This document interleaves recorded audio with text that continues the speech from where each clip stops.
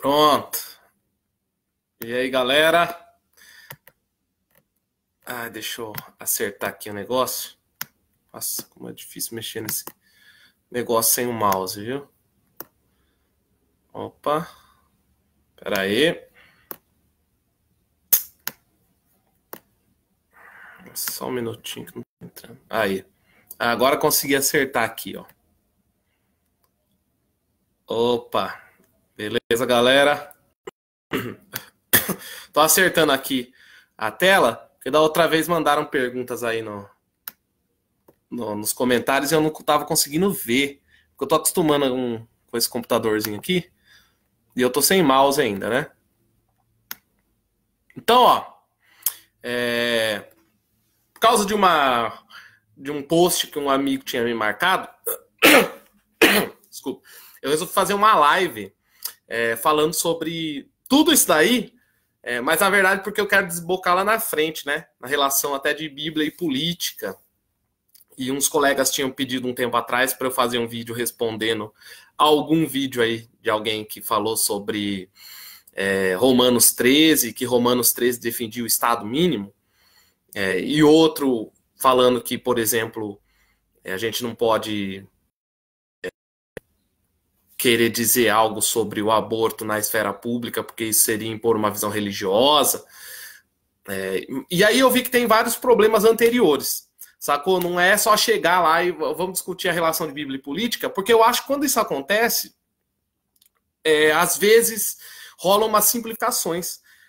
Por exemplo, né, não é querendo falar mal, mas o livro do N. Gruden, Política Segundo a Bíblia, ele faz aquele negócio que eu acho complicado de pegar versículos e aplicar para política. Pega um versículo, tá falando disso. Eu acho que tem um problema anterior aí que a galera não discute e que é fundamental para essa discussão, que é a relação de lei e graça de Antigo e Novo Testamento.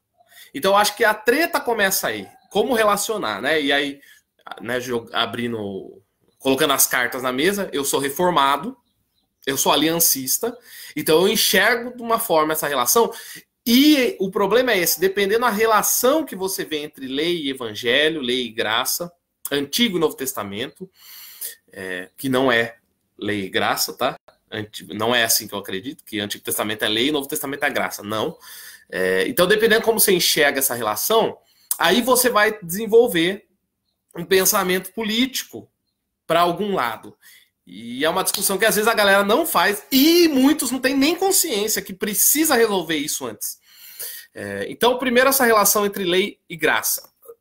Um dos pressupostos principais, né, dos reformadores protestantes, com algumas diferenças aí, mas especialmente pensando no Lutero e no Calvino, é que toda a Bíblia ela apresenta lei e evangelho. Como eu já falei, o Antigo Testamento não é uma apresentação da lei, enquanto o Novo Testamento com Jesus é uma apresentação da graça.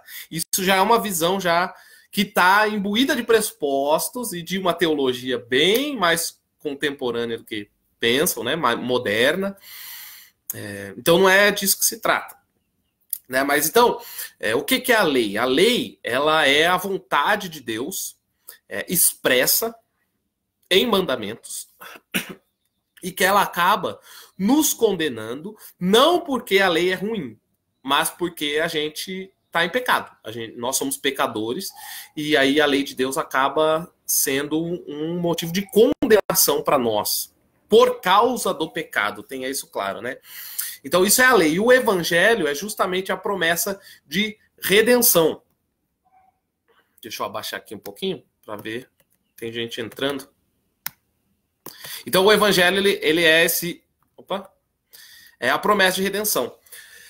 E aqui entra um ponto importante. No Antigo Testamento, se você pega lá desde Abraão, o que Abraão fez que foi lhe imputado por justiça? Ele creu.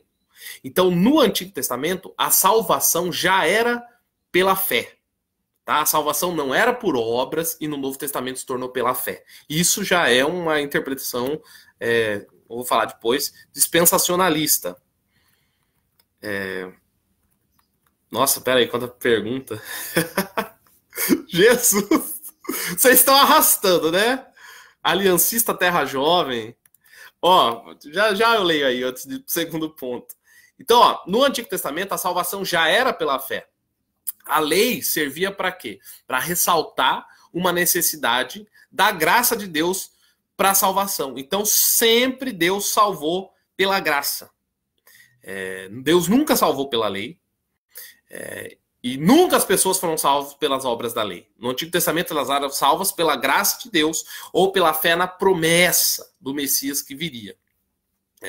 E no Novo Testamento, a lei de Deus ela não é anulada. A gente pensa que simplesmente o Antigo Testamento agora não tem nada a ver. Né? Não é assim que funciona.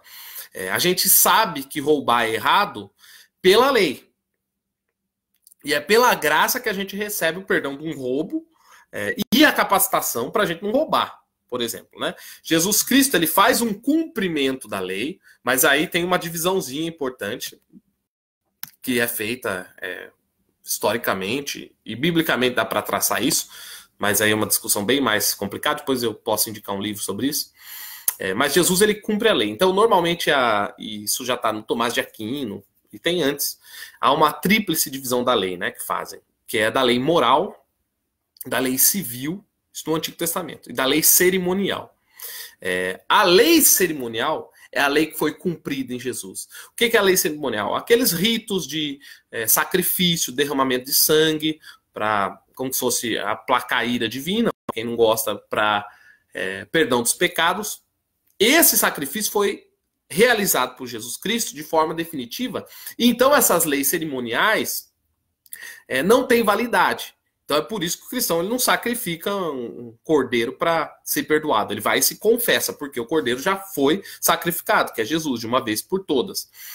A lei moral é tomada como o decálogo, principalmente. Não significa que ela está só nos 10 mandamentos, né?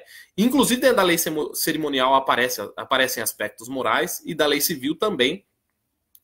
Não é uma divisão tão fácil de fazer, tão simples. Mas a lei moral, classicamente, ela é entendida como o decálogo, os 10 mandamentos. E esses 10 mandamentos têm uma validade eterna. Eles não são relativos a um momento, né? Ao Antigo Testamento. O que é importante, então, disso daqui? Que Jesus, ele não anula a lei moral. Ele não veio para anular a lei moral. Aí tem gente que fala, mas no caso da mulher adúltera, que seria um julgamento da lei civil, na verdade, Jesus não permite o apedrejamento. Apesar dela moralmente, né, ter caído, civilmente ela não foi apedrejada. Só que esse texto não é um bom texto para mostrar como está se dando essa relação. Esse texto da mulher adúltera é para mostrar a graça de Deus sobre ela, para perdoá-la, e para mostrar a hipocrisia dos acusadores que estavam criando um processo injusto, porque a mulher estava adulterando com o quê? Com o vento? Com alguém. Então, cadê o cara que estava lá? Adulterando com ela. Por que ele não está no processo de julgamento junto? Então, quando falam, não tem mais validade, você não pode falar nada com relação ao julgamento por causa da mulher adúltera, não é tão simples, porque todo o processo ali está corrompido. Né? Então, é uma questão bem mais complexa ali. Beleza. Então, diferente de uma visão dispensacionalista, eu não vejo, e os reformados não veem uma separação. Tem uns reformados dispensacionalistas, mas já eu falo disso. Não tem essa separação radical entre Antigo e Novo Testamento, entre lei e evangelho. Toda a Bíblia tem lei e toda a Bíblia tem evangelho. Então, o Novo Testamento não é uma coisa diferente. Né? O Novo Testamento é o diferentão. Não é nada disso. Isso é uma visão dispensacionalista. E o problema do dispensacionalismo, dentre vários, é que as promessas no Antigo Testamento ficam num hiato, ficam num vazio, fica sem sentido, e eles ficam aguardando um cumprimento dessas promessas no Israel, povo, e não conseguem relacionar isso muito bem com a igreja. Então, a lei de Deus continua no Novo Testamento, atuando como uma exigência de santidade. Existem vários momentos de lei, de exigências no Novo Testamento. E a graça de Cristo é o que continua nos livrando, porque a gente nunca consegue cumprir plenamente essa lei, e nos livra da condenação da lei. Ok, qual a relação, então, entre Antigo e Novo Testamento? Só deixa eu ver aqui se tem alguma pergunta séria, porque eu vi que é do Maurício Avoleta. E o que você tem a dizer sobre a Terra plana? Aliancista Terra Jovem tem que trabalhar. Você é contra o feminismo? Tem que morrer na fogueira? Com quem casou? Vocês são todos ímpios. Todos são ímpios. Todos vocês são ímpios e eu estou orando contra a vida de vocês. Amém? Então vamos lá. Ó. Qual a relação entre Antigo e Novo Testamento? Já que não é de ruptura radical. Primeiramente, de ampliação. O Novo Testamento vai completar coisas do Antigo Testamento e vai expandir o significado do Antigo Testamento. E existe uma relação de continuidade e descontinuidade. A descontinuidade é justamente porque cai a lei cerimonial, mas as promessas continuam válidas. Se elas continuam válidas, a gente tem que ver o que faz com as promessas ao Israel, o povo.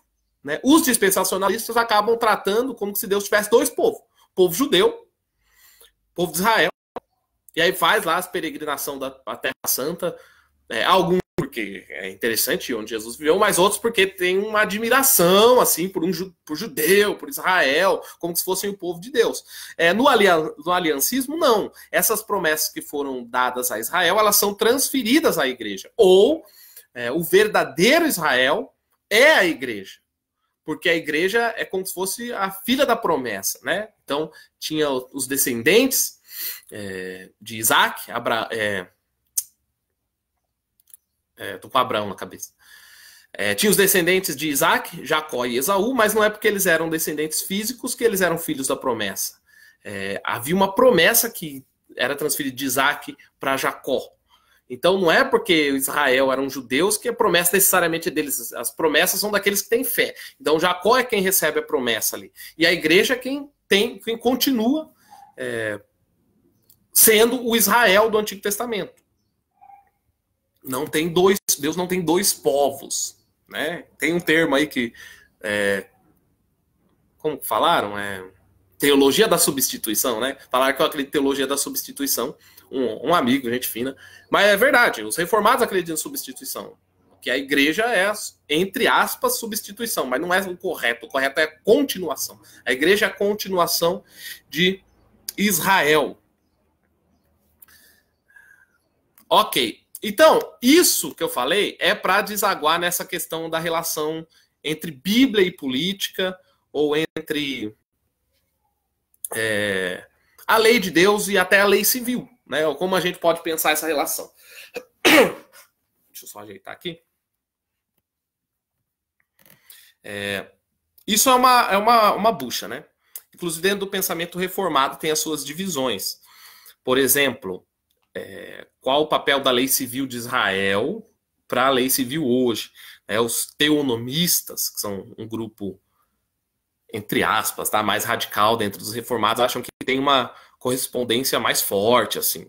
Eles falam que a lei civil de Israel expirou, não que ela era algo específico do povo de Israel, enquanto a maioria dos reformados acreditam que a lei civil, né, ou os tipos de punição que eram feitos, isso daí era exclusivo para uma nação, que era a nação de Israel. Eu acredito nisso. Então, ó, pensando em Bíblia e política, principalmente para questões de aborto, pena de morte e o papel do Estado, né? Bem por cima disso, porque isso dá para fazer meu Deus do céu, horas para ficar falando sobre esse problema. Mas eu quero primeiro tocar rapidinho nesse ponto do papel do Estado, que eu comentei no começo aí do vídeo.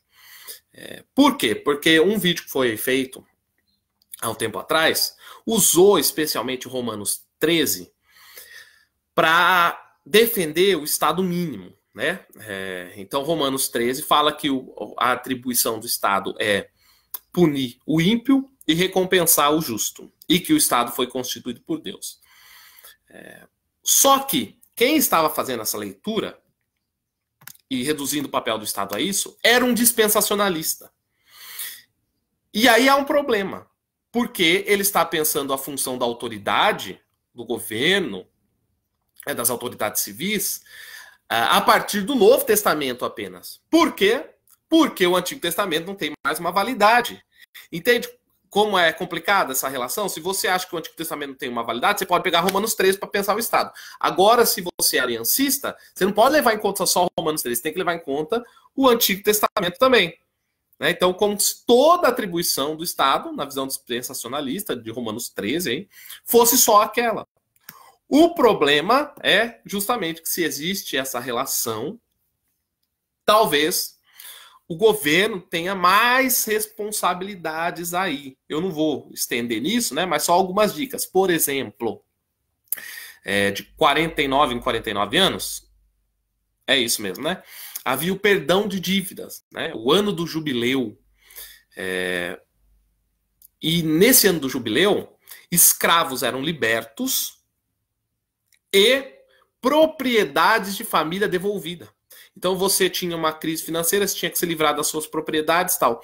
Daqui 49 anos, para que não haja pobre entre vocês, né, para que não haja gente sem habitação, você devolveria essa propriedade. Opa! Então tem um problema aí já. O papel do Estado é só esse ou o Estado ele pode pensar de alguma forma, o governo civil, né, uma sociedade que tem habitação para todos e que ninguém, por causa de dívidas, seja privado de terra. Complicado, né? Complicado porque já devem estar achando que eu estou militando para o MST, mas não é isso que eu estou dizendo, tá? Outra coisa, a lei ordenava, por exemplo, que quando você ia colher, né, tinha sua lavoura lá, ia colher alguma coisa, os restos que caíam espigas, caíam frutas, você tinha que deixar essa comida lá.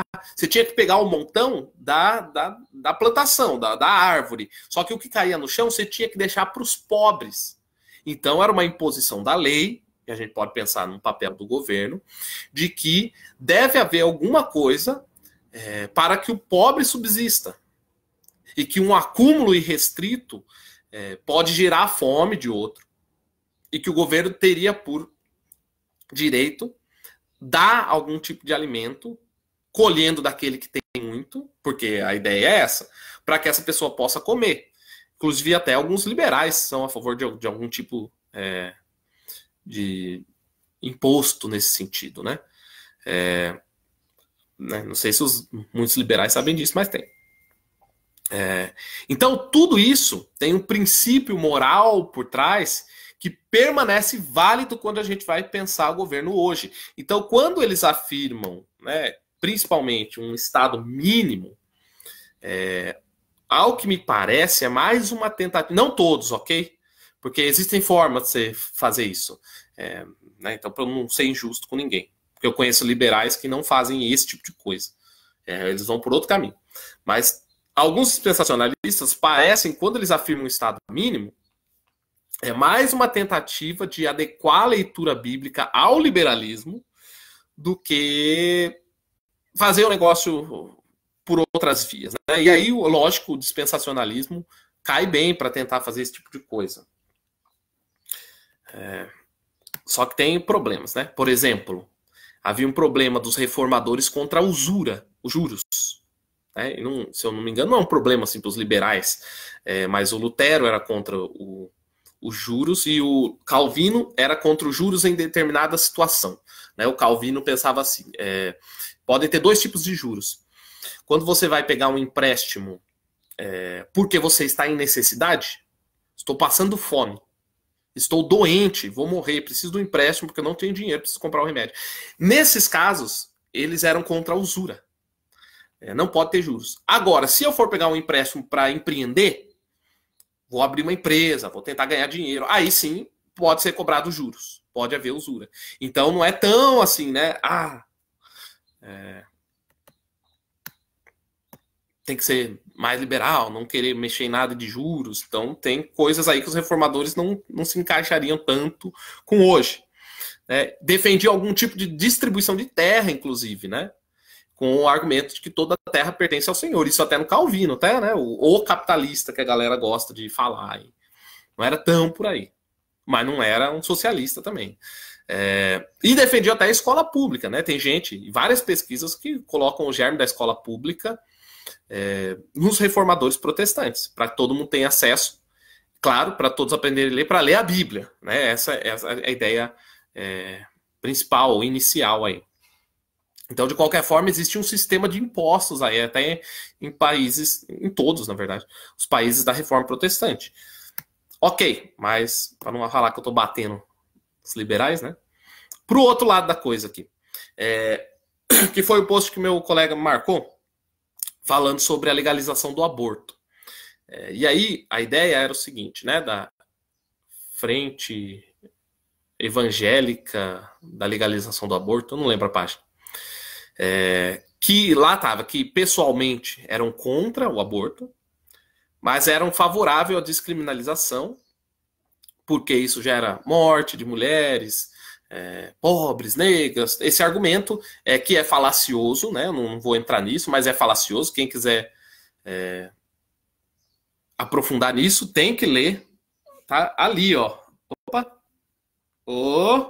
Aqui o livro, ó, do Francisco Raso contra o aborto. Mais uma das coisas que ele coloca, porque não é o tema agora, mas ele coloca que não dá para você saltar da estatística para o dever. Não é porque morrem mulheres pobres fazendo aborto que o aborto tem que ser legalizado, porque aí já é uma questão moral. Então é diferente, né?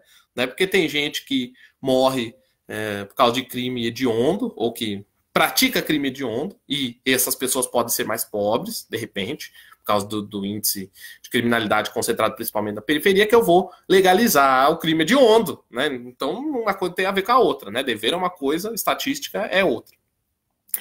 Mas a questão ali da descriminalização do aborto era então que eu sou pessoalmente contra, mas eu sou a favor de descriminalizar. O problema disso daí é que eles tornam a palavra de Deus e aquilo que Deus revela em sua palavra subserviente de uma concepção laicista. Não é que eles não conseguem conviver, mas eles submetem a uma visão laicista de mundo, né? Se Deus afirma, ou se Paulo afirma, inspirado pelo Espírito Santo, exceto se já abriu mão da crença na inspiração, aí não tem mais o que falar, né? Mas se você crê que Deus inspirou a palavra, que o Espírito Santo inspirou Paulo para escrever Romanos 13, por exemplo, e se ele afirma lá que Deus constitui as autoridades para X e Y, para punir o justo e recompensar, punir o ímpio e recompensar o justo, não interessa qual governo seja, ele se reporta diretamente a Deus. Não interessa nem se o governo não acredita em Deus. Ele é uma autoridade instituída por Deus e que tem o dever de se reportar a Deus naquilo que está fazendo. Então, o governo legalizar o assassinato de bebês, né, o aborto, é inverter Romanos 13. Então, quando legaliza o aborto, o que acontece? Ele pune o justo, que é a criança, que não cometeu uma falha ainda, tem só o pecado original, e recompensa o ímpio, que no caso é a mãe, que matou o filho, mas ela é recompensada porque ela sai livre daquele ato. Então, é uma inversão de Romanos 13 que acontece, diretamente, né? Então, eu não estou defendendo aqui a teonomia, né? Só que eu estou dizendo que tudo que Deus cria deve se reportar a Deus como fundamento último. O mundo é de Deus, a terra é de Deus. Né? Não tem como o cristão abrir muita mão disso daí sem ele cair num secularismo. Tudo pertence ao Senhor. Mas o Estado é laico. Né? Então tem várias concepções. Não importa, né, se o Estado é laico. As coisas em cada esfera se remetem a Deus naquilo que lhe é devido. Talvez eu já explique isso daí. Né? Então, só que normalmente quem fala isso são os cristãos mais progressistas, agora indo para o outro lado, né? Normalmente eles usam, não, mas o Estado é laico. Só que, quando eles querem justiça social, eles pegam a Amós para defender justiça social via Estado. Ué, porque uma coisa pode e a outra não pode. Entendeu como é uma subserviência da fé à ideologia? É um problema isso daí. Né? Então, A teologia dos dois reinos, que é essa teologia que vê a igreja tem lá, fica lá na dela, e não tem nada para falar na esfera pública, e o Estado é a mão esquerda de Deus. A teologia dos dois reinos, ela entrega na mão do secularismo questões de vida e morte. E isso não significa que o cristão ele deve impor a Bíblia, né? Ficar pegando versículo e impondo tudo da Bíblia. Só que o cristianismo e a visão reformada, pelo menos reformacional que eu compartilho, deve fazer, é chamar cada esfera da sociedade, a arte, a política, a economia, para se reportar ao Criador naquilo que lhe compete. A pregação do evangelho ligada à administração dos sacramentos, da ceia e do batismo, e isso é algo que só a igreja pode fazer, algo que Deus deu, é uma competência da igreja. Então, o governador não pode servir ceia, ok? Não pode obrigar as pessoas a tomarem ceia, não pode obrigar as pessoas a se batizarem. Isso não pode. Isso pertence à igreja. Só que a justiça pública é do governo. E o governo, ele sempre vai ter algum fundamento moral e algum pressuposto filosófico religioso no qual ele vai se fundamentar, né, para construir leis e pensar as coisas. Então, por que ele pode se apoiar em várias visões filosóficas, morais, religiosas, mas não pode em nada se apoiar na visão cristã, nem que seja minimamente para pensar numa recompensa ao justo e numa punição do ímpio. Por isso aqui, eu ia falar de pena de morte, mas não vou. Eu acho que no Brasil é uma péssima ideia, mas eu não vejo um conflito com a palavra de Deus quanto a isso também. Né? Eu não sou um defensor de pena de morte. Eu acho que deveria ter prisão perpétua, custeada até pelo detento, o que seria bom para ele, ok? Aqui ele vai trabalhar, é um trabalho escravo. Na verdade, é bom para o cara trabalhar. Trabalhar é uma coisa boa, ok? Trabalho é bom, dignifica o homem. Seria bom, mas a pena de morte por causa dos processos aqui, que é complicado, só que ela não se opõe a uma visão bíblica. Então, quando Jesus fala, atirem a primeira pedra na mulher adúltera lá, eu já falei que tinha um processo todo corrompido. Significa que Jesus anulou penas desse tipo. Né? Enquanto competência estatal ou governamental, Paulo fala lá que cabe ao Estado puxar a espada. Então, se o Estado estabelecer que quem pratica um latrocínio, né, um assalto seguido de morte, deve ser morto, a palavra de Deus não se opõe a isso. E o cristão ele não deve interferir na esfera estatal, querendo conceder um perdão que é da esfera eclesiástica, em muitos sentidos, né? Perdoar aquele que se confessa, tudo mais, isso é da igreja. Se fizer a confissão para o pastor, o latrocida, não sei como fala, o cara que praticou latrocínio, com certeza Jesus Cristo perdoa. Só que isso não significa que ele está livre da lei dos homens. A vida é desse jeito. Né? Então, é um mínimo de organização social. Mas é lógico que tem muitos outros aí desdobramentos da pena de morte, só que quando um cristão defende ela, se ele defende de uma maneira legítima, beleza. A questão é que os cristãos hoje aí, os mais reacionários, têm defendido porque eles querem matar, né? Eles não gostam das pessoas, não gostam... Enfim, né? Aí é quando já ideologizou essa questão aí mais para a direita, né? Que quer que as pessoas morram mesmo, mas não para que a justiça impere, mas porque odeia, quer vingança. E tem um monte de coisa misturada, porque nós somos humanos e todo mundo tem um monte de coisa zoada dentro de si. Olha, tem 18 comentários aí, eu não vi ainda. Pera aí. Então, só fechando aqui, ó. Então, a redenção de Cristo, ela se efetua num universo. Não só em indivíduos, mas a partir de indivíduos. Por isso não adianta falar, não, a igreja é só salvar indivíduos se eles não transformam a sociedade, se eles não têm influência. Né? Então, normalmente, os argumentos laicistas, eles estão comprometidos não com uma pluralidade social, só que com alguma agenda, e eles querem que os outros neguem suas convicções para aderir a essa agenda. Seja ela liberal, de esquerda ou reacionária. Tá todo mundo assim, ok? Tá todo mundo nessa pegada. Deixa eu só ler os comentários, porque era isso que eu queria trocar uma ideia aqui. Eu vi que tinha vídeo, mas não estava rolando aqui, ó. O que você acha da teonomia de Rushduni? Olha, eu não... Rushduni, eu li só o Esquizofrenia Intelectual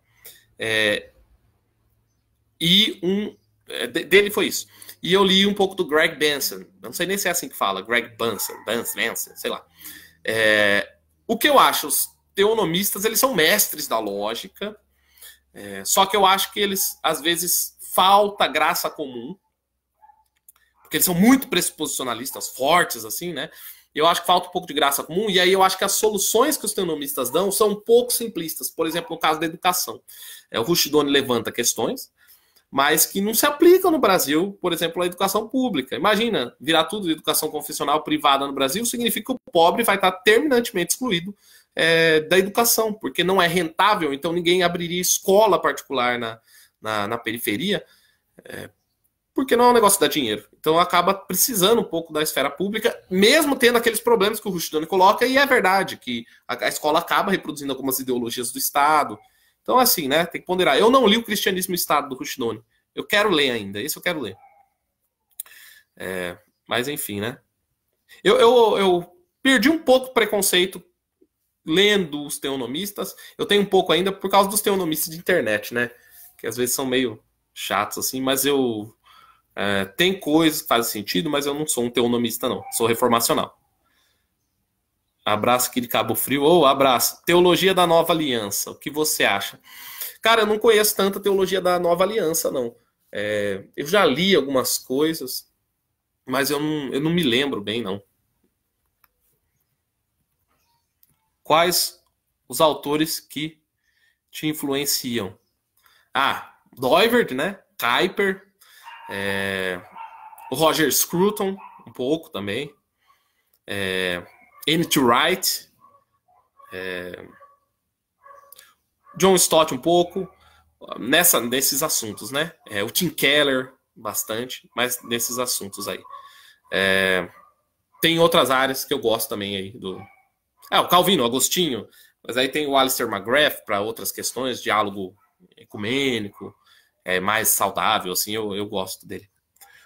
Luciné, fui sua professora de EBD, ensinei você a cantar Só um Soldadinho de Jesus. Ai, que legal. Que massa. Lucinéia Castro Abreu. Absolutismo ou monarquia constitucional? Absolutismo ou monarquia constitucional? Teocracia. Não, monarquia constitucional, mas eu acho que é meio utópico. Homem pode fazer balé!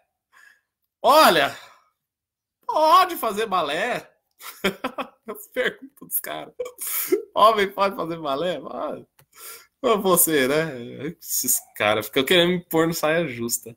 O correto é o estado necessário. Campelo Augusto. PSOL ou PCO? PCO, velho! Lógico que é PCO! PCO tem que pegar em arma, não pode, né? Lembra quando teve o desarmamento, que o PCO se opôs, toda a esquerda a favor do desarmamento, o PCO não, como que vai fazer revolução se não tiver arma? Vai tirar. Tudo link completo com o Estado controlado. Faz super sentido. Mas e para o Estado secular? Eu falei no vídeo, o Estado secular não é um Estado que deixa de se reportar a Deus por isso, porque Deus manda em toda essa bagaça. A Penélope. E como ter um filho de um abusador? Isso não afeta o psicológico, emocional e todos os afins da mulher? Afeta. E eu imagino que seja terrível. Então, o que eu acho é o seguinte, a igreja bate contra também o aborto no caso de estupro. A igreja é contra. E por isso é necessário um acompanhamento pastoral forte, psicológico forte, mas não é aconselhado mesmo assim a interrupção da gravidez. Ela não é obrigada a cuidar do filho, talvez ainda. Eu preciso pensar mais sobre isso. Ela pode, por exemplo, doar para alguém, para um orfanato. É importante as igrejas terem orfanato por isso. Não estou certo ainda disso, mas não é uma questão. Abortar não é uma opção. Afeto psicológico, afeto emocional. E aí é muita oração, muito choro junto, muito apoio da igreja. É uma questão bem pastoral mesmo, né? No plano das ideias, não dá. Não dá para concordar. Só que precisa ir mais devagar, né? Secularista dentro da igreja, só vê as ideologias seculares misturado com teologia. Tá mesmo. Você já fez algum milagre? Parabacébia! Eu já fiz um milagre, velho.